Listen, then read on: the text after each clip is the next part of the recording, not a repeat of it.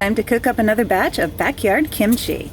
Let's go check on the carrots. Let's see how we're doing here.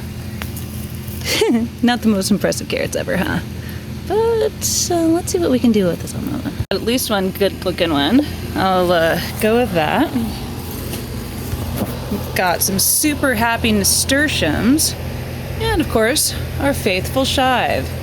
I think we might have some stuff to work with here. All right, here's what I ended up with. Nasturtium leaves, a few carrots with carrot greens, and some garlic chives, as well as some full-size chives. All right, and then there's some chive flowers as well, because of course the chive flowers are both edible and pretty. Now I start soaking them. And now I'm gonna wait a while, let all the dirt and anything else loosen up, and then we'll come back and process. I have completed cleaning everything. So this is the greenery with nasturtium greens, a couple kinds of chive, and this is some of the carrot greens that fell off. Now they're a little discolored, but I did a taste test and it doesn't seem to affect the taste at all. And I've also got this garlic that I did grow in my backyard. These carrots with greenery from my backyard. The onion is not from my backyard, but I love onion and kimchi, so that's what we're doing. I'm gonna take off the greens and then salt all of the greens and prepare the carrots for kimchi. All right, here's the greenery. I've given it, kind of cut a few of the longer pieces up, but I haven't really chopped it. At all here. So now I'm going to take this lovely kosher salt and salt the heck out of it, and then let it sit for a while and contemplate its future while the salt kind of softens all of the greenery and draws some of the moisture out. And over here I've started processing things. These carrot tops I'm going to stick into my garden because I'm hoping that the tops will grow and at least give me more greenery, but if I'm super lucky, they'll give me flowers and carrot seeds. But then I'm gonna turn these carrots into matchsticks and finish breaking down this garlic, cut up the onion, and so I'll be back later. It's been about an hour and a half, 2 hours. I have, as you can see, salted this and flipped it and drained water out several times. There's still a little bit left. And then I have chopped up the onion and the garlic, the carrots.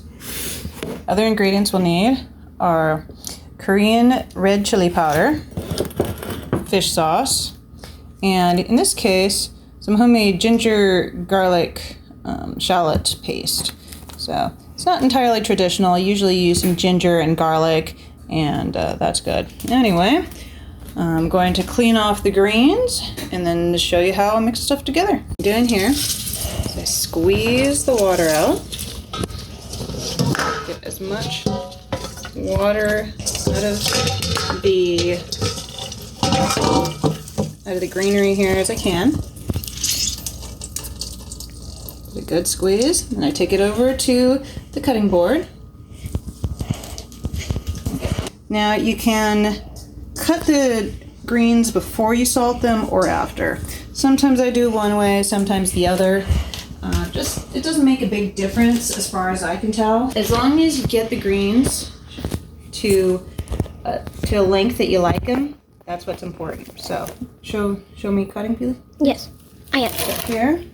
Kind of doing a rough chop. I don't mind having some longer greens in there. Just don't want them to be, ridiculous. Yes. But a little bit of variety is nice.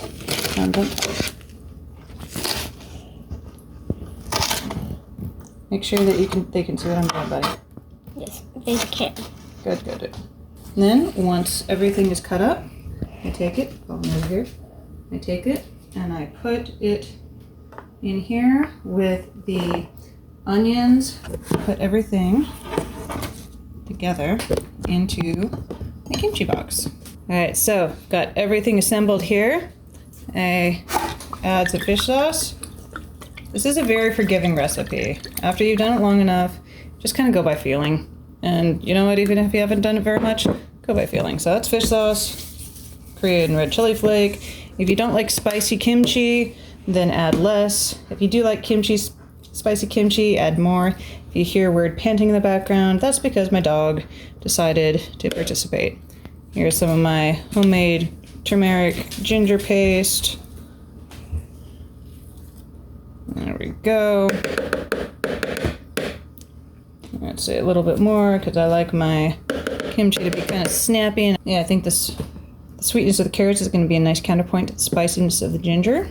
All right, and then we give everything a good stir around. Make sure that it is well mixed, because we want the...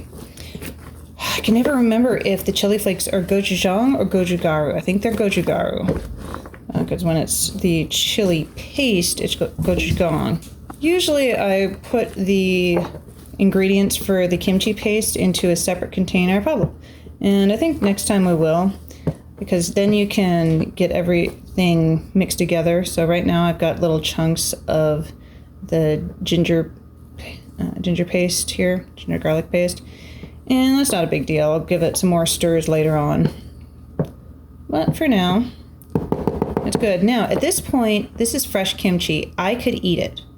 Not a big deal, and it would probably be delicious, but I like to have kimchi that's a little more aged. So I am going to put in this little grate to press it down.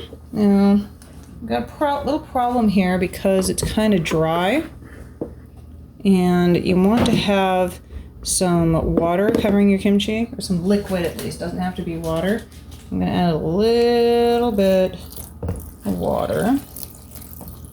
You can always strain out the liquid later if you add too much. And that's really not much, and that's fine, because the kimchi, the plants in the kimchi will shed some moisture later on. I'll add just a teeny bit more water. If you like juicy kimchi, definitely add more water rather than less. If you like dry kimchi, then add less. I've also had good results adding a little bit of sake to my kimchi. Anyway, we will be back to taste this tomorrow. It's been about a day, and it smells really good. I push on it periodically to what we call it is burping. You see those bubbles? That even in a day, it's already started fermenting. Because that's air bubbles escaping. Anyway, let's try it. All right, here we go. Getting a nice bite here with chive flour and a bit of the carrot. So crunchy. Oh, that chive flour has a nice hit of onion, and I put enough garlic in there that the whole thing is kind of burning a little bit in a good way. Let's see. Let's get a little more here. Oh, that's good stuff. That was some of the carrot leaf. As the kimchi continues to ferment, it'll get more tender, and the flavors will get both more mellow and more complicated.